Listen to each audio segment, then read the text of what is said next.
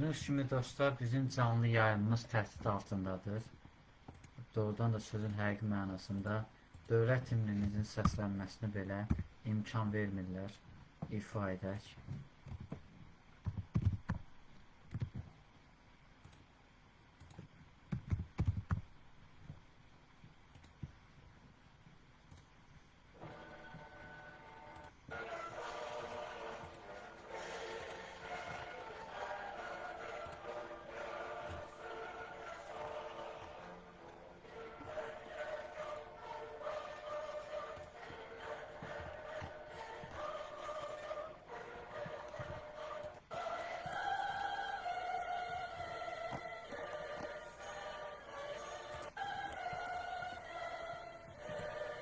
Etməyə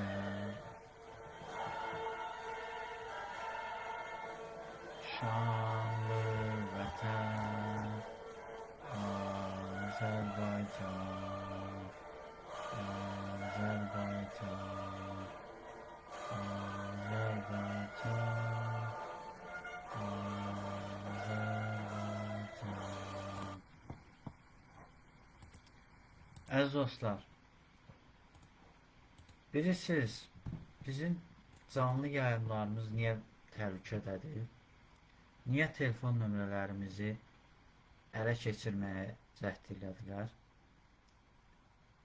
Çünki bizim bu verdiyimiz informasiyaları biz hələ ki yalnız Zəfər Əhmədov adlı Müdafiə Xətti İnsan Haqları Təşkilatının həbs olunmayan, təqsirlənən şəxs qismində cinayət məsuliyyətinə cəlb olunmayan Zəfər Əhmədovun,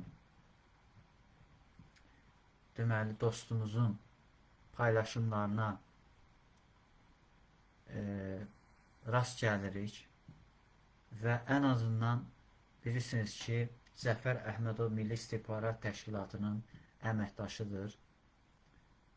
Özü şəxsən bu məlumatı bizə verib və Zəfər Əhmədovun həbs olunmamasının səbəbi də Türk-Azərbaycan dostluğuna xidmət etdiyinə görə və Azərbaycanın eks-prezidenti Əlfəz Elçibəyə sədaqətlə xidmət etdiyinə görə həbs olunmuyor. Digər aldığımız bir məlumata görə Azərbaycan Xalq Cəbhəsinin sədri Əli Kərimli həbs olunmamasının bir səbəbi də onun keçmiş dövlət məmuru olması və Əlfəz Elçibəyə sədaqətlə xidmət etdiyinə görə Azərbaycan dövlətinə qarşı Rusiyanın hərbi kəşfiyyatının 4 iyun qiyamına dəstək vermədiyinə görə bilirsiniz ki, 4 iyun hərbi qiyamını ən çox pisləyənlərdən ümumi liderimiz Heydər Əliyev olub. Heydər Əliyevin mən bir çıxışını sizə səsləndirmək istəyirəm.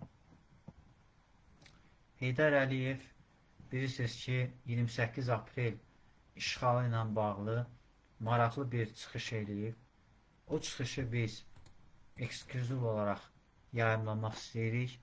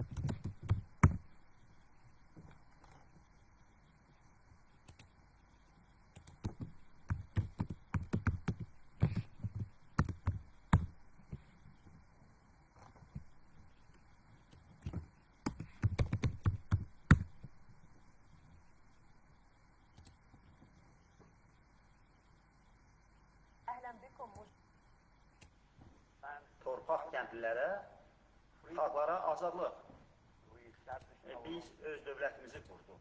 Amma bolşeviklər bu dövləti əlimizdən aldılar. 1920-ci ilin aprelində Rus ordusu Azərbaycana daxil olub onu işğal etdi. Cəmi bir neçə ay sonra həmin ilin noyabrında Sovet Rusiyası hökuməti qərar verdi ki, Zəngəzuru, bizim qərbi Zəngəzur adlandırdığımız ərazini Azərbaycandan alıb Ermənistana versin. İndi mən sizə sual verirəm, dostlar. Cənab Prezidentimiz İlham Əliyev bu barədə açıqlama verir. İlham Əliyevin bir başqa bir çıxışı var.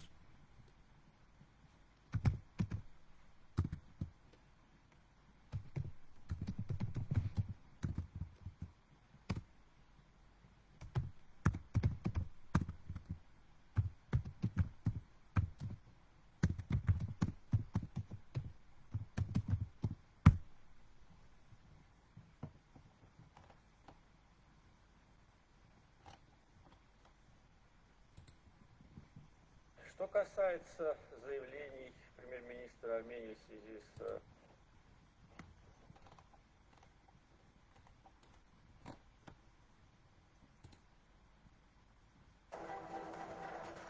Şuşanı ve bu İskender-M raketleriyle Ermeniler ateşe tutmuştular.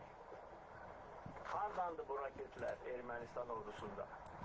Bu raketler olmamalıydı. Artık bu yani sübuttur. Əziz dostlar, indi mən sizə sual verirəm. Ay şərəfsizlər, ay ləyəqətsizlər. Ramiz Mehdiyevin çörəyini yemiş, o burnunuzdan gəlsin o çörək. Ramiz Mehdiyev yeganə adam idi ki, Rusiya tulalıq eləsə də, bu adam bizim böyük şəxsiyyətimiz Şah İsmail Xətai haqqında məqalə yazır. Siz Şah İsmail Xətainin qabağında niyə baş əyməmisiniz? Niyə Məhəmməd Əmin Rəsulzadənin abidəsinin önündə baş əyməmisiniz? Baxın, İlham Əliyev Rəsulzadə haqqında nə deyir?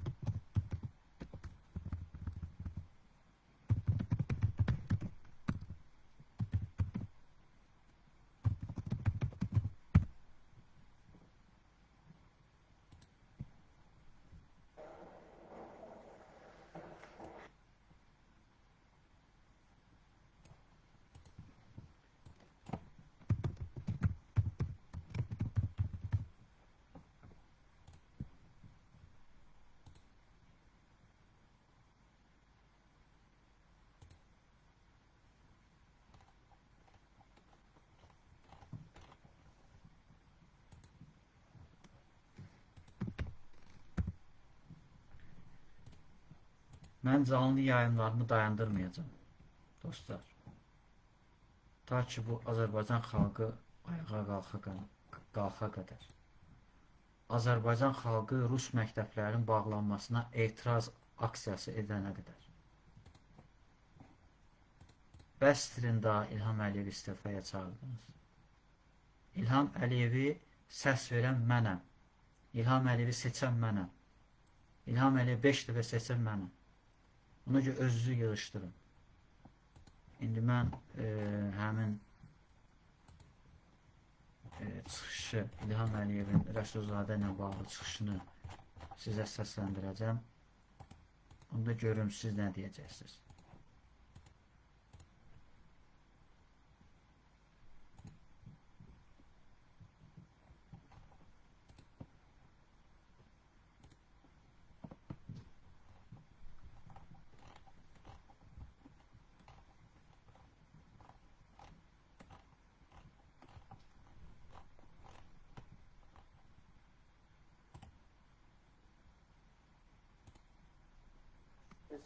Daha da yakın olmuşlar. Azerbaycan Xalq Cumhuriyyətinin yaradılması və 2 il ərzində fəaliyyəti tarixi hadisə idi. Və Azərbaycan o ölkələrdəndir ki, hələ 100 il bundan əvvəl ən ülvi demokratik dəyərləri nəinki bəyan edib, öz əməli praktiki fəaliyyətində onları təmin edir. Bizim tariximizin şanlı səhifəsidir. İlk demokratik respublika olmuştur Müslüman aləmində və respublikanın baniləri Azərbaycan xalq qarşısında çox böyük xidmətlər göstərmişlər. Məmməd Əmin Rəsulzadə, Fətəli xan Polski, digər rəhbərlər, onların dünya görüşü, cəsarəti, xalqa olan bağlılığı bir nümunədir hər bir Azərbaycanlı üçün. Ona görə onların əziz xatirəsi bizim üçün daima qürur mənbəyidir və müstəqillik mövzuları ilə dərc edilən araşdırmalar nəticəsində yaradılan əsərlərə böyük ehtiyac var.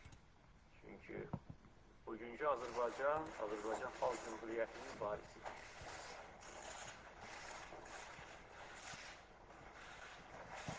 Xüsusi müxbirimiz xəbər verir ki, Azərbaycan Respublikasının prezidenti İlham Əliyevin fevralın 6-sında Brüsseldə Avropa İttifaqı Şurasının prezidenti Donald Tusk ilə görüş olub. Sonra dövlətimizin başçısı və Avropa İttifaqı Şurasının prezidenti işçi lanç ediblər. Daha sonra Azərbaycan prezidenti İlham Əliyev və Avropa İttifaqı Şurasının prezidenti Donald Tusk mətbuata birgə bəyanatla çıxış ediblər. Prezident Əliyev, bugün sizi Brüsseldə salamlamaqdan məmnunam. Görüş həqiqətən də məhsuldar və yaxşı keçdi. Düşünürəm ki, dostlar arasında bu normal haldır. Mühüm məsələləri müzakirə etmək imkanına görə sizə çox təşəkkür edirəm.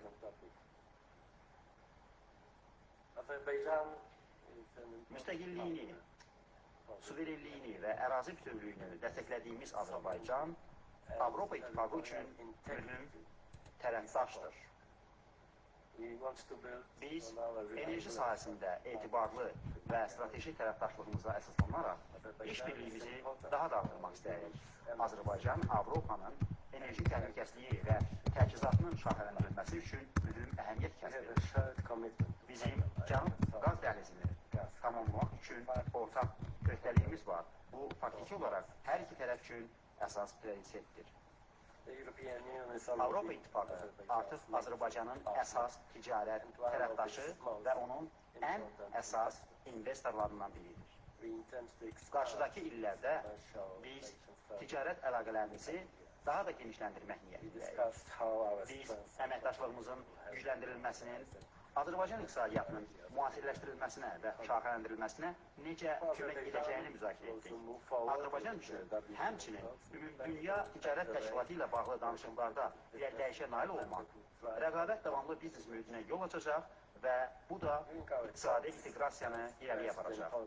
Danışıqlar zamanı mən insan haqları və əsas azadlıqlara... Dostlar, mən bir hadisəni sizə xatırladım.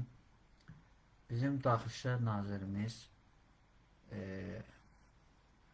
Daxili İşlər Nazirimizə sədaqətli olan bir polis əməkdaşı deməli 28 may metrosunda bir vətəndaşımız israrla rus dilində danışdığına görə mən ona etiraz eləyəndə Daxili İşlər Naziri əməkdaşı həmin rus xuliqanının hərəkətinin qarşısını aldı və məni müdafiə elədi.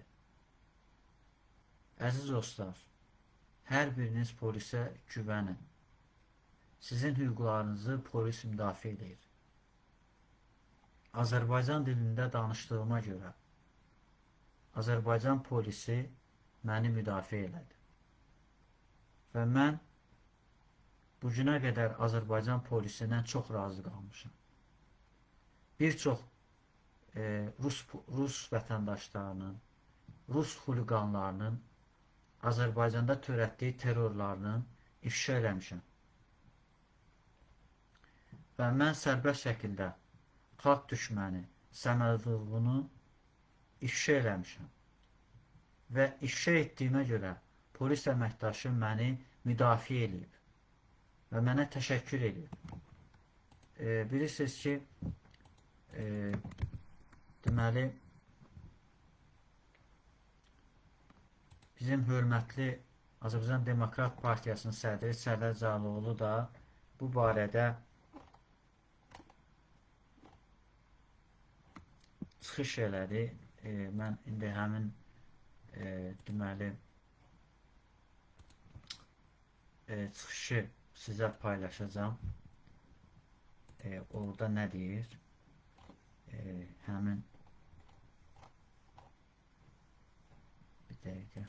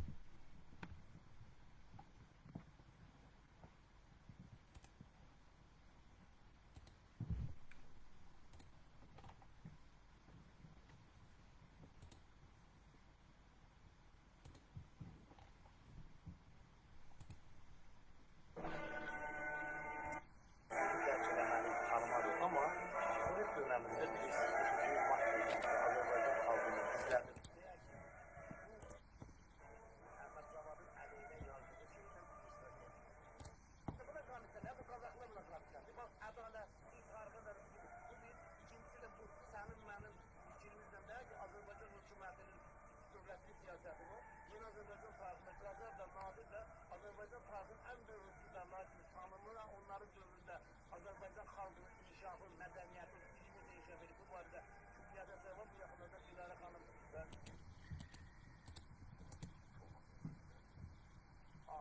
İlham Əliyevin indiki müsbət olan deyəmi? Bəli, biz yeni bir president yaradırıq. Milli Fikir Mərkəzi dövlətçilik tezisi ilə və bilirsiniz bu hansı illərdə Əvəz bəy? Bu 2012, 13, 14, 15 bu həmən illərdə Azərbaycanda ictimai-siyasi həyatda İlham Əliyevə qarşı və hökumətə qarşı ciddi ittihamların səsləndiyi dövrlərdir. Ciddi tənqidlərin səsləndiyi dövrlərdir.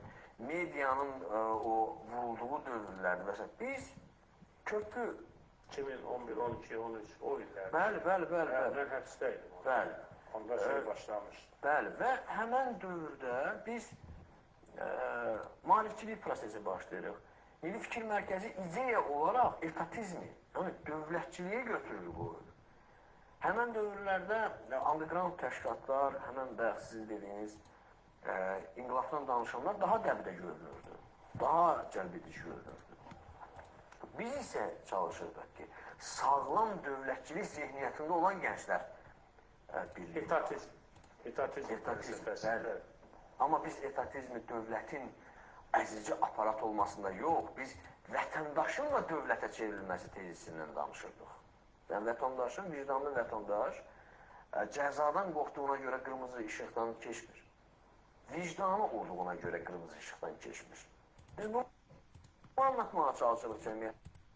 Əziz dostlar, doğrudan da biz etatizm ideologiyasını qəbullənmiş və bu yolda fədakarlıq edən bir təşkilatıq.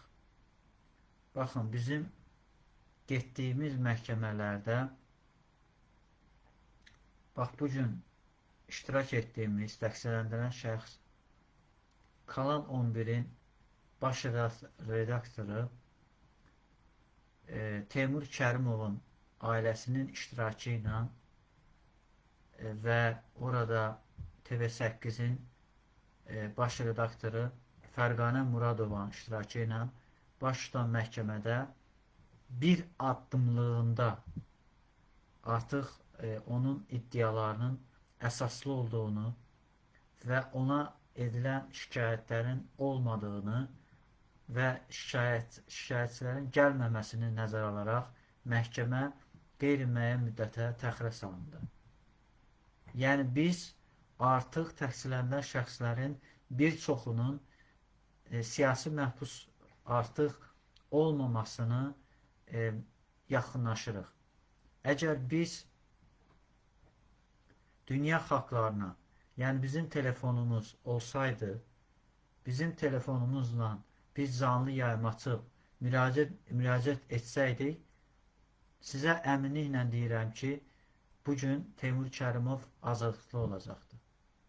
Baxın, Rusiya xüsusi xidmət orqanları, Belarus xuliqanlar, Rus məktəbində oxuyan xuliqanlar, troll şəbəkələri, bizim Putinin troll şəbəkələri bizim səhifəmizdə şikayət etməyə və bizim canlı yayımlarımızı qarşısını almağa çalışırlar və hələ də qarşısını almağa çalışırlar. Amma siz narahat olmayın, biz maddi imkanlarımızı əldə edib telefon alacaq və telefon vasitəsilə canlı yayımlarımızı edəcəyik. Narahat olmayın, bizim sosial şəbəkələrdə, Instagramda bizim tanıdığımız dostların əlaqə telefonlarını şəxsən özləri ilə yaxın təmaslar qurub telefon nömrələrini alıb əlaqə saxlayacaq və görüşlər keçirəcəyik. Buna heç narahat olmayın. Bu cümlədən ifadə azadlığına verdiyimiz əhəmiyyət vurğulanır. Avropa İttifaqı hesab edir ki, bu açıq cəmiyyətlərdə uzun müddətli sabitlik və çirklənmənin ən yaxşı təminatıdır. Biz bu məsələlərdə tərəfdaş kimi işləməyi davam etdirəcəyimizi səmimiyyətlə arzulayırıq. Uğurlar arzulayıram. Qoyulmasını biz çoxlarımızdakı Cənab Prezident, sizinlə görüşməkdən və əməkdaşlığımıza aid olan mühüm məsələləri müzakirə etməkdən çox şadam. Sizin 2015-ci ildə Azərbaycana etdiyiniz çox uğurlu səfəriniz yadımdadır. Səfər zamanı biz əməkdaşlıq etdik. Əziz dostlar, mən sizə əminliklə deyirəm. Azərbaycan Respublikası Prezidenti Cənab İlham Əliyevin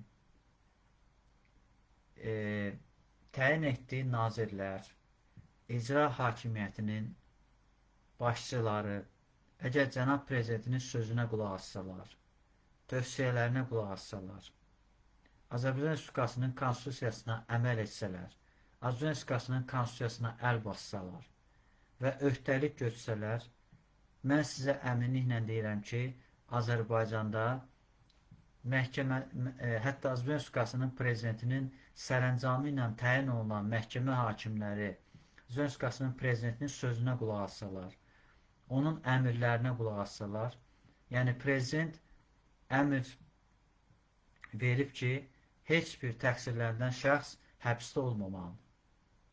Bugün Cənab Prezident İlham Əliyev heç bir beynəlxalq təşkilat tərəfindən tanınan təqsirlənən şəxslərin heç birinin məhbəsdə olmasını istəmir. Sadəcə bugün Cənab Prezident İlham Əliyevə imkan vermirlər. Prezident administrasiyasında işləyənlər imkan vermirlər ki, Cənab Prezident onları əfv eləsin. Müəyyən tövsiyələr, dırnaq arasında tövsiyələr edirlər ki, güya bunlar Cənab Prezident İlham Əliyevə qarşı hansısa kampaniya aparmaq niyyətlərindədirlər və bunların hansı hakimiyyət maraqları var. Və ona görə mən sizə əminliklə deyirəm ki, əgər Cənab Prezident İlham Əliyev zaten bizi dinləyir və mən sizə əminliklə deyirəm ki, Azərbaycanda bir nəfər də olsun siyasi məhbus olmayacaq. Cənab Prezident İlham Əliyev bir nəfər də olsun siyasi məhbusunun həbsinə qərar verməyib. Mən bunu tam məsuliyyətlə deyirəm, tam qətiyyətlə deyirəm və ona səs vermiş, onun müşahidəçisi olmuş bir şəxs kimi deyirəm. Və həmən dövrdə bütün mətbuatda mənə blok qoyulmağa başladı. 2012-də yarandığı vaxtda elə deyildi. Məni çağırırdılar. Fikirlərini müzakirə etdik. Çox məmnunam ki, sabahdan siz qeyd etdiyiniz kimi yeni saziş üzrə danışıqlara başlayırıq.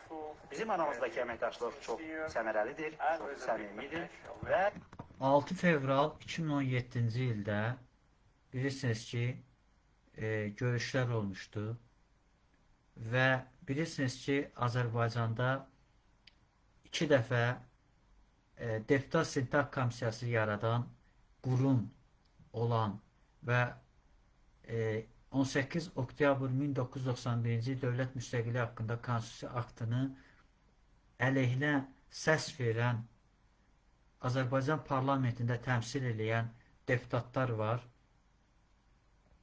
və həmin deputatlar 18 oktyabr 1991-ci ildə dövlət müstəqilliyinin lehinə səs verən 42 millət vəkilinin pensiyalarını kəsdiriblər və 18 oktyabr 1991-ci ildə qəbul olmuş dövlət müstəqillik gününü, bərpası gününü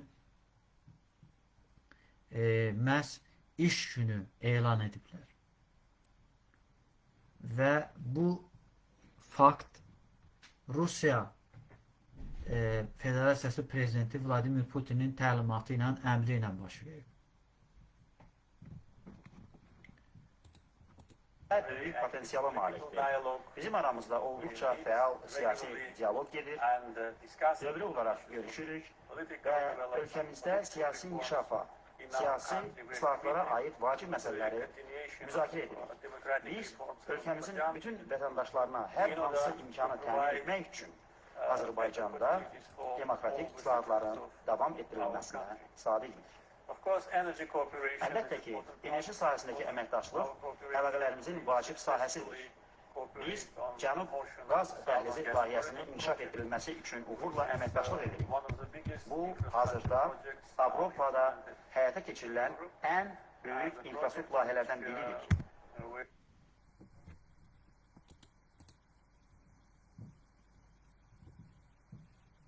Azərbaycan demokratiya, insan hüquqları və azadlıqları kimi dəyərlərə sadiqdir.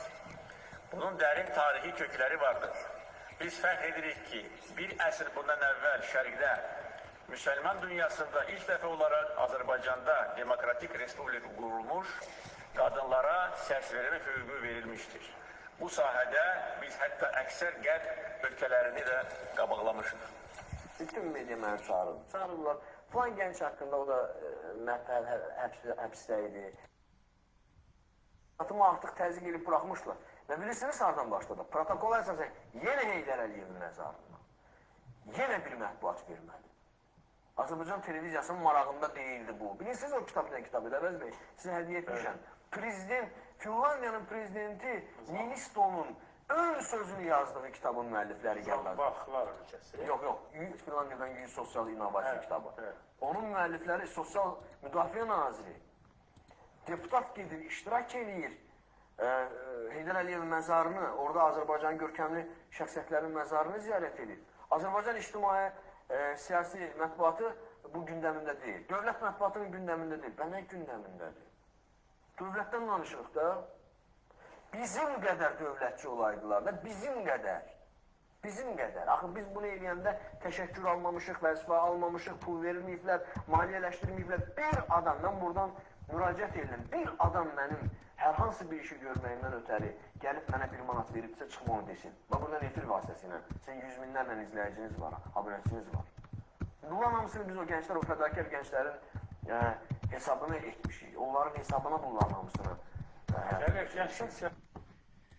Rövşən Məmmədov adlı şəxsin qarşı çirkin kampaniya aparan dələduz medialar, reket medialara mən səslənirəm. Baxın Rövşən Məmmədov necə vətənpərvər bir jurnalist, necə liberal görüşlü bir adam. Görün Rusiya əleyhinə nə deyir. Hörmətli Rusiya dövlət nümayəndələri, Rusiya rəsmiləri və Kremlində ikili oyunlar quran strategilər. İndi də yaxşı olar ki, Azərbaycanın mövqeyini eşidir. 1.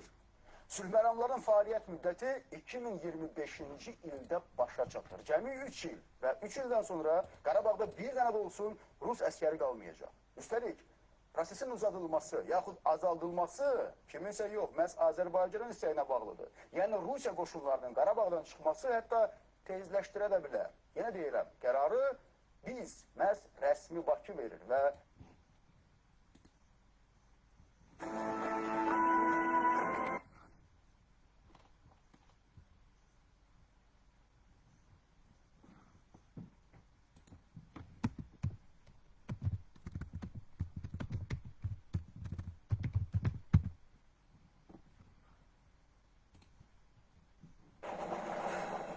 burdan da 44 günlük vətən müharibəsinə qazanılan qələbə Prezident İlham Əliyevin dediyi kimi çox böyük layları yerindən tərpətdi.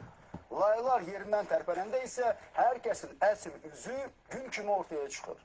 Elə region ölkələrinin də o cümlədən də Baxın, mən, əziz dostlar, xaricdə yaşamıram. Bəs deyə bilərsiniz ki, əşə sən xaricdəsən də, ona görə rahat Rusiyanın əleyhinə danışa bilirsən.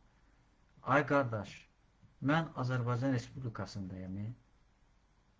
Mən Azərbaycan Respublikasında ola-ola Rusiya əleyhinə danışıram və həbs olunmuram. Ay bədbəxtlər, ay cahillər.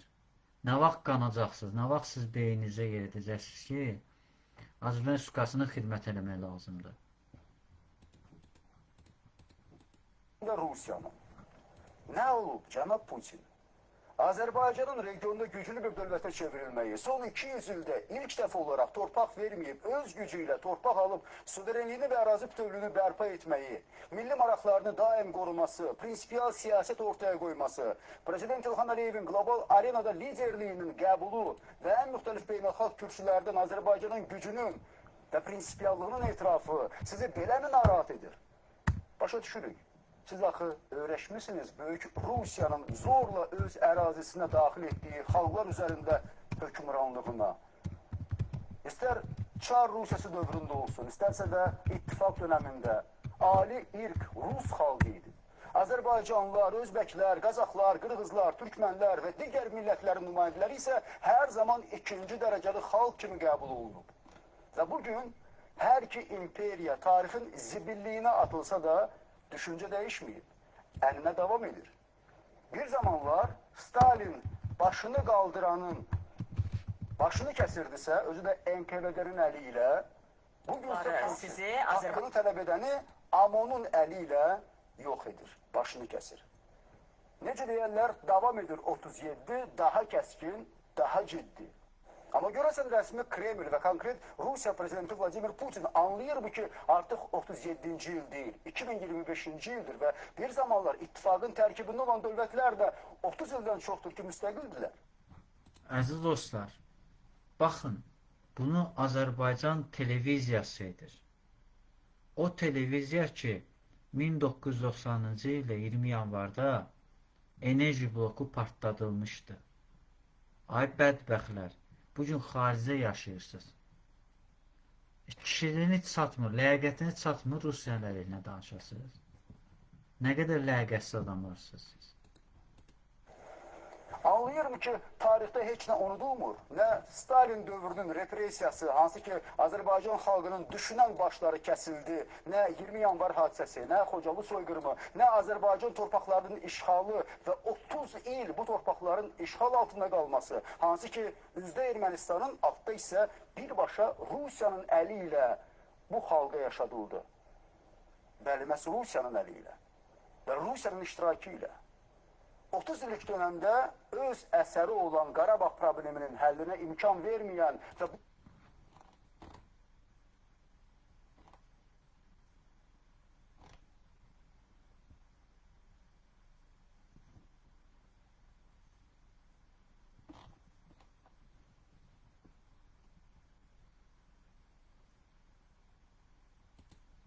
terroru, vandalizmi, barbarlığı özü üçün siyasi xətt çəkən bir xalq, bir dövlət heç zaman xoşbəxt ola bilməz. Elə Ermənistan kimi. Ermənistan daxilində hakimiyyət böhranı bugün artıq yeni Azərbaycan Respublikasının paytaxtından Sonra bugünə qədər təxminən 400 nəfər mina qurbanı olub. Azərbaycan Xalq Cumhuriyyəti keçsin. Ermənistan isə bu rəsmi mövqeyə hesab olunur. Əlində körpü tikirsiniz. Bizim digər marşrutumuz da olacaq. Rusiyadan enişdən gözləyirik. Gec və ya tez istintaq başa çatacaq. Lakin sonra Rusiyada Azərbaycanlılara qarşı səbəbsiz hücumlar başladı. İki insan qətlə yetirilmişdir və işgəncələrə məruz qalmışlar. Sonra da rəsmi məlumata görə onların ürək tutmasından öldüyü bildirildi. Hətta onlar deyilənlərə görə 20 il bundan əvvəl cinayət törədiblərsə, onlar insanlardır. Onlarla belə davranılmamalıdır. Bu nə? Bəli dostlar, Rusiya demokratik dövlət deyil. Bilirsiniz ki, demokratik dövlətlərdə, hətta Ukraynada, Gürcüstan artıq demokratik dövlət sayılmır. Moldovada və Avropa İttifaqı üzv ölkələrində, NATO üzv ölkələrində hər hansı bir qeyri-qanuni miqrant olan insanlar var. Məsələn, Azərbaycanın demokratiya uğrunda mübarizə aparan, Cənab Prezident İlham Əliyevi tənqid edən, Cənab Prezidentin siyasətini tənqid edən blogerlərimiz, deməli, baş prokurorluğumuz tərəfindən barələrində axtarışa verilir və onları barəsində cinayət işi açılsa da, yəni onları təqsirləndirən şəxs qismində dilə gətirilsə də, onlar Avropa İttifaqı tərəfindən, onlar Avropa vətəndaşları sayılırlar, onlar Azərbaycan vətəndaşları sayılmırlar. Ona görə onların rəsmi olaraq Azərbaycana qayıtması qeyri-mümkündür və Azərbaycanda istintaqın aparılması qeyri-mümkündür, çünki Azərbaycan vətəndaşı deyirlər. Münasibətdir. Onların sırasında Azərbaycan vətəndaşları, Azərbaycan mənşəli Rusiya vətəndaşları da var idi. Bu, bizim xalqımıza qarşı misli görünməmiş hərəkət idi. Münasibətlərin korlanmasına görə məsuliyyət bizim üzərində düşmür. Biz yalnız konstruktiv və hüquqi şəkildə cavab veririk. Lakin heç vaxt bizə qarşı təcavüz əlamətlərinə və təzahürlərinə yaxud hörmətsizliyə dözməyəcəyik. Küçük bir sualım var.